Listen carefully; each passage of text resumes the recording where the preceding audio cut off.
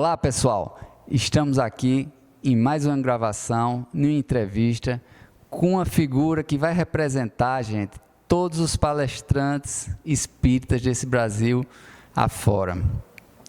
Estamos com uma pessoa que fala com Kardec dentro da sua linguagem, representa aqui a cidade de Garanhuns desde os seus 16 anos, fazendo palestra, e é o nosso amigo Cláudio Luciano, que estamos aqui, e temos um depoimento para fazer, em especial a Cláudio, que a primeira palestra que eu vi foi das mesas girantes, numa quarta-feira, estudo do Livro dos Médiuns, isso em 89, no Centro Espírita Deus, Amor e Caridade, Cláudio falando das mesas girantes, citando Kardec, citando ali o Livro dos Médiuns, um estudo muito bom, estudo que muitos de vocês fazem, muitos de nós fazemos, que eu também faço, e com citações de Kardec. Isso é importante, a gente está com Kardec.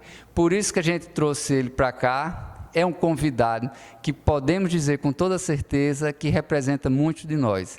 Sempre participa aqui da Semana Espírita, dos movimentos espíritas locais de Garanhuns e da região, faz palestra aqui para a região.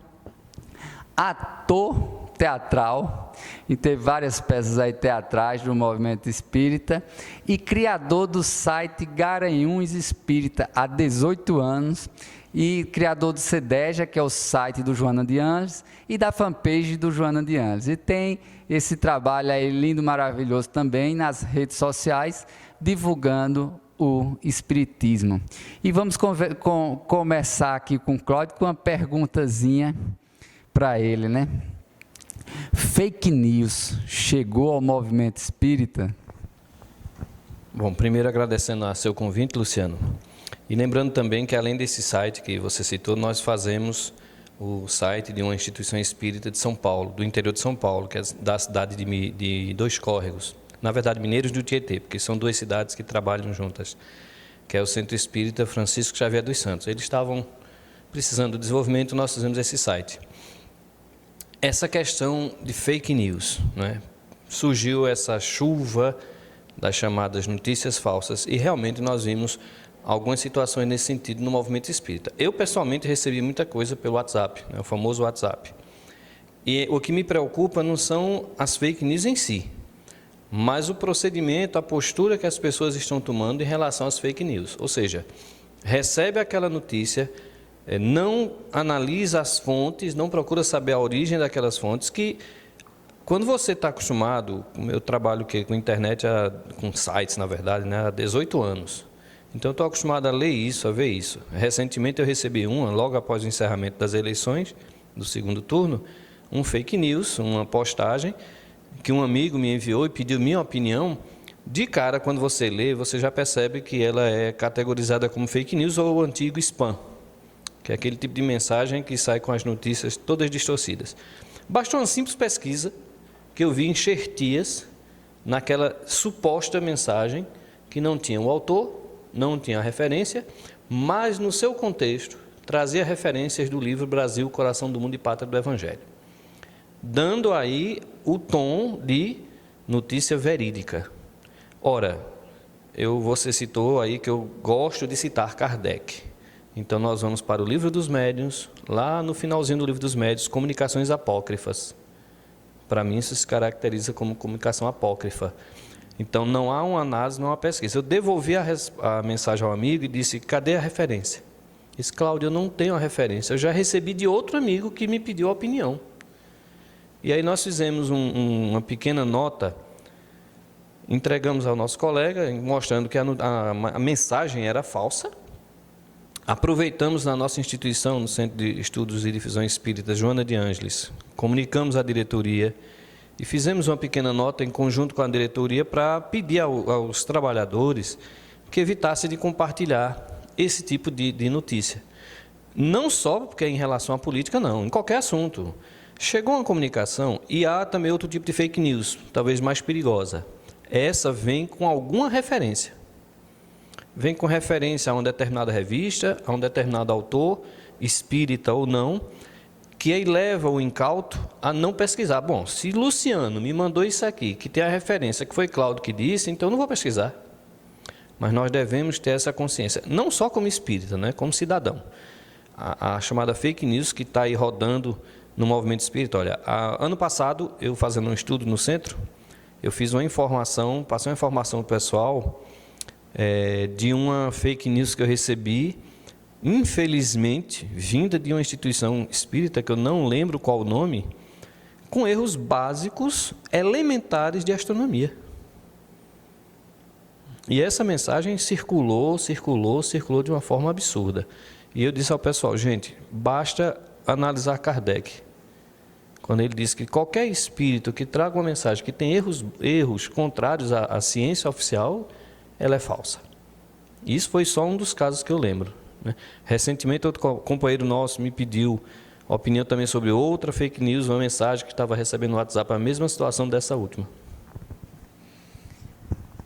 É isso aí. E esse caso seu foi engraçado, porque você colocou isso no grupo dos coordenadores. Cláudio também é coordenador, gente, da Mediúnica. E ele colocou num grupo do WhatsApp dos coordenadores de Joana.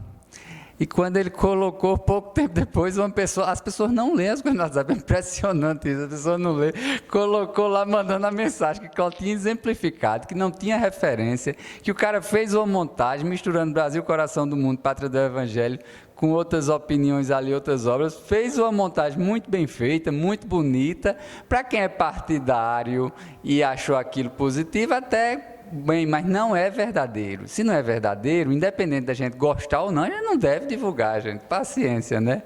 É muito engraçado. As pessoas não lêem o que está ali no WhatsApp, começam a descarregar, botam em suas linhas de transmissão e não querem nem saber, né? Tem que ter esse cuidado. Cláudio, no movimento espírita, existe modismo? Bom, modismo sempre os tem. Há pouco tempo nós vimos surgir, há alguns anos, alguns tipos de modismos. Primeiro, quero deixar claro que nada contra as teses que foram ventiladas nesses modismos. Esse é um ponto de vista que eu vou deixar bem claro, é pessoal, como cidadão e como espírita, nesse aspecto. Eu não estou falando da doutrina, mas do movimento. Se fosse da doutrina, eu não ia dar opinião pessoal, ia dar opinião da doutrina. No que diz respeito ao movimento, eu tenho que dar uma opinião focada nesse aspecto. Nós tivemos vários modismos que eu lembro que me preocupou, não pelo fato em si, mas pela falta de clareza. Por exemplo, crianças índigo. Acho que você vai lembrar, Luciano, de uma época que surgiram algumas obras, não lembro se todas mediúnicas, mas algumas, onde houve uma enxurrada no movimento espírita dessas questões das crianças índigo, criança cristal, que eram crianças, espíritos vindos da constelação das Pleiades. Eu não vou, talvez se você quiser a gente pode entrar nesse ponto, né? Mas eu não vou entrar agora não, senão vai abrir um parêntese muito grande. E muitas pessoas me perguntavam, Cláudio, e as crianças índigo, e as crianças cristal? Eu disse, olha, vamos estudar a doutrina espírita e analisar o seguinte, espíritos superiores reencarnando na Terra vão ser diferenciados, isso é evidente. Mas o conceito que as pessoas estavam passando de criança índigo, criança cristal, houve eventos falando de tudo isso. Eu não cheguei a analisar profundamente, mas foi um modismo que tomou conta de tudo quanto era eventos falar de criança cristal e criança índigo. Pouco tempo depois, observe que já não se fala tanto. Pelo menos eu não tenho visto, não sei você. Alguns livros de alguns famosos aí pararam de ser publicados. Né? Pararam de ser publicados. Alguns erros doutrinários assim. Depois veio a tal proposta de alteridade. Deixando bem claro, gente, eu não tenho nada contra não, mas só se falava nesse assunto. Como se Jesus já não ensinasse isso. Eu tenho que respeitar o próximo. Jesus já ensinava isso a gente. Então, qual é a novidade? Ama o teu próximo como a ti mesmo. E aí vieram surgindo. Depois veio algumas obras falando de transição planetária. Tem alguma coisa errada em transição planetária? Não, não tem nada errado em transição planetária. Ela começou com Jesus. Veio se sedimentar ainda mais com a doutrina espírita sendo codificada. Joana de Ângeles já nos fala que o processo de transição planetária ocorrerá de que forma?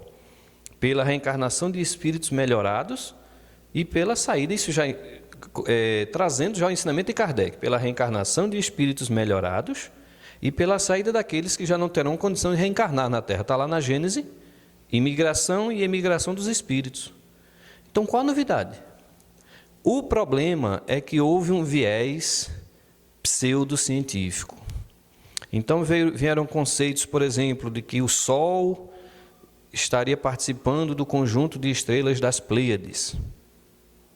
O Sol não faz parte das Pleiades. Para você ter uma ideia, só a gente tocar rapidamente, para você ver o erro científico aí, o erro astronômico. O nosso Sol ele tem aproximadamente 4,5 bilhões de anos, que é mais ou menos a idade da Terra, estimada. O conjunto de estrelas que nós vemos à noite, tem as Pleiades do Sul e as Pleiades normal, dá para ver a olho nu. Se você observar, por exemplo, nas imagens do Hubble, qualquer imagem na internet, você percebe que elas têm uma coloração diferente, elas têm um tom azulado. E se você pesquisar esse conjunto de estrelas, verá que elas são estrelas jovens, de aproximadamente 500 milhões a 300 a 500 milhões de anos. São adolescentes. O Sol já é um velho. E o grupo de estrelas que surgiu junto com o nosso Sol, o Sol já se afastou faz tempo. E as Pleiades estão se afastando da gente. Ainda que elas estivessem se aproximando, só daqui a 8.000 anos é que nós estaremos lá. Então passaram essa notícia da transição planetária, dizendo que espíritos que vinham das Pleiades. Aí você pergunta, Cláudio, não pode ter espíritos lá? Pode. Eu não sei se tem. Então, eu sigo a base de Kardec. Não está de acordo com a ciência, eu não vou seguir aquela orientação. Venha do médium que vier. Então, a gente precisa ter cuidado com os modismos. Modismo já está dizendo, é uma coisa que passa. É a moda do verão. Kardec vivenciou um modismo. Qual foi o modismo que Kardec vivenciou? Das mesas girantes. Não é? Era a moda parisiense no final de semana, nos dias, as pessoas iam se reunir para ver as mesas dançarem. E o que é que Kardec fez? Ele foi assistir aquela moda de fim de semana parisiense, viu as mesas dançarem e começou a se perguntar, isso é mais do que um modismo. Quando Kardec, naquele grupo, começou a analisar, levar perguntas, depois que ele viu que as mesas não só dançavam, mas respondiam, o grupo se afastou. Aquelas pessoas frívolas não tinham interesse num cara que ia ficar sentado lá fazendo perguntas sérias quando a gente queria era se divertir. Então, o que é que faria Kardec com os modismos de hoje? Então, é preciso a gente ter esse cuidado, né? Nós vivemos num país... Hoje o espiritismo está aí com título de cidadania no mundo, já não é aquele espiritismo, aquele movimento espírita que era tão perseguido no passado, embora algumas ignorâncias a respeito do que seja doutrina espírita, não é?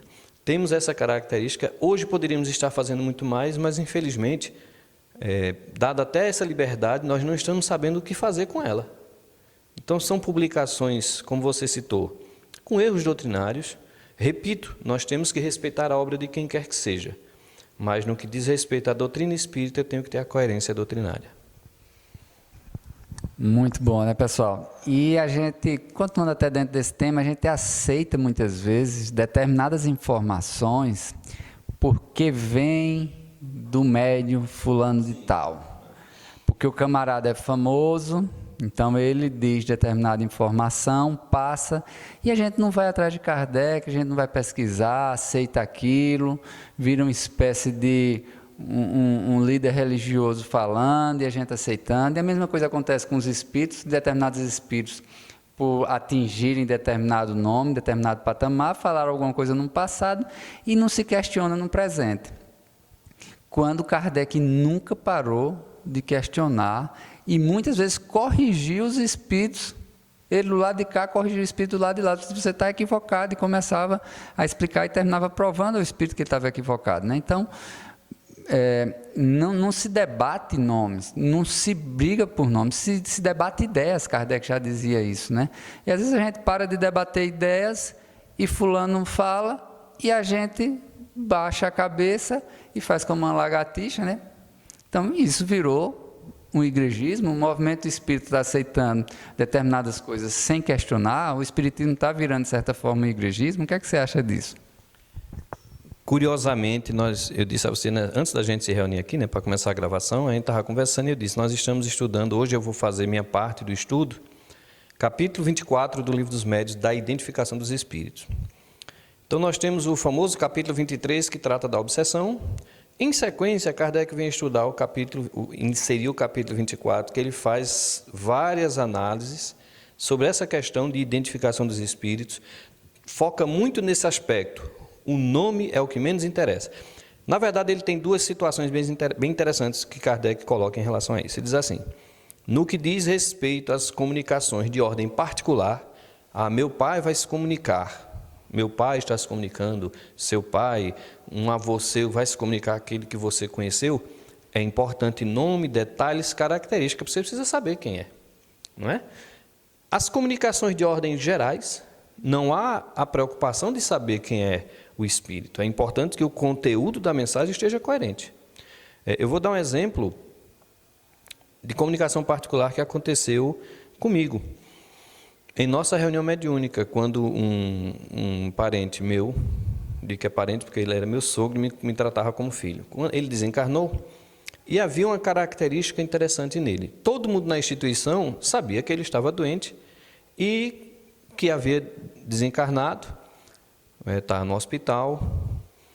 Um dos médiuns, durante a reunião mediúnica, ao terminar a reunião, ele me questionou: Cláudio, aquele velhinho como está? Eu dei uma de distraído, né? Disse: que velhinho? Ele disse: aquele velhinho que estava doente. Eu disse: meu sogro? Ele disse: sim.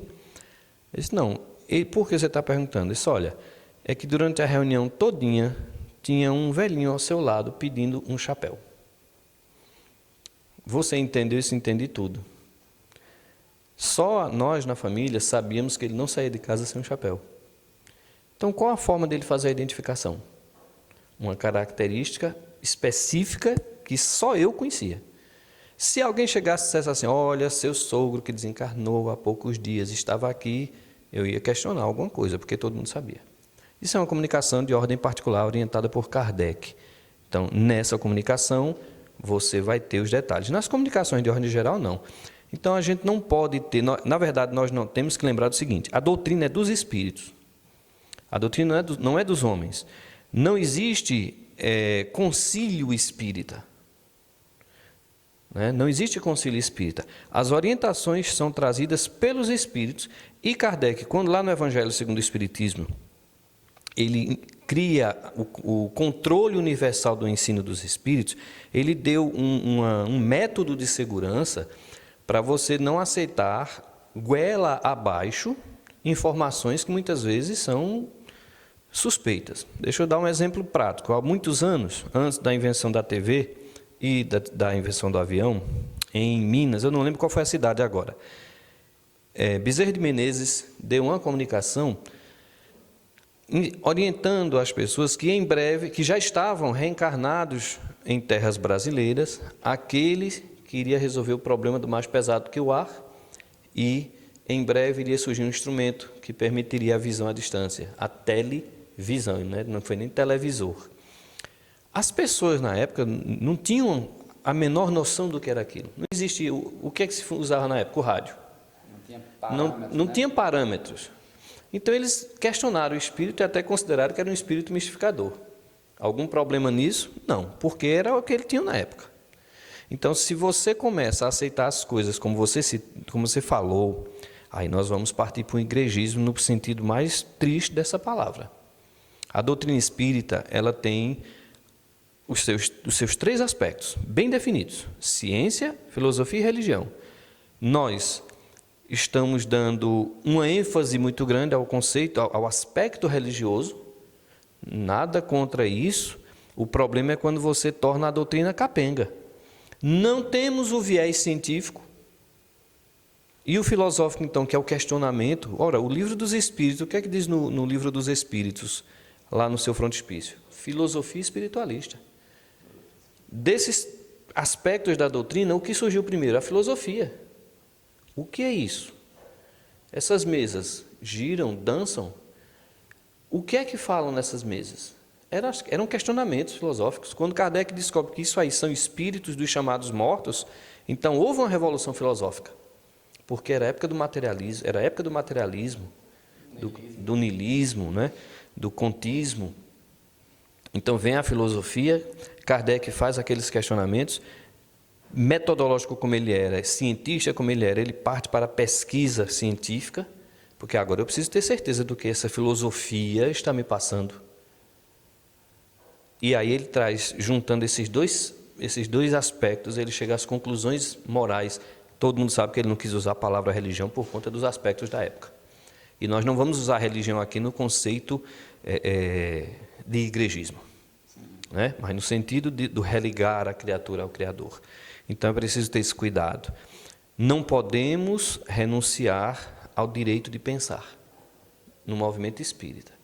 E como pegando suas palavras, não importa de quem vem, se é medalhão ou medalhinha, chegou a informação, chegou a mensagem, chegou aquele livro que sai vendendo feito água, você tem que analisar, tem que questionar e, se possível, enviar uma mensagem àquela pessoa, ao autor do livro, perguntando, olha, eu já fiz isso, eu peguei 2 edições de um mesmo livro, né, editoras diferentes, e escrevi para ambas as editoras, porque havia um erro.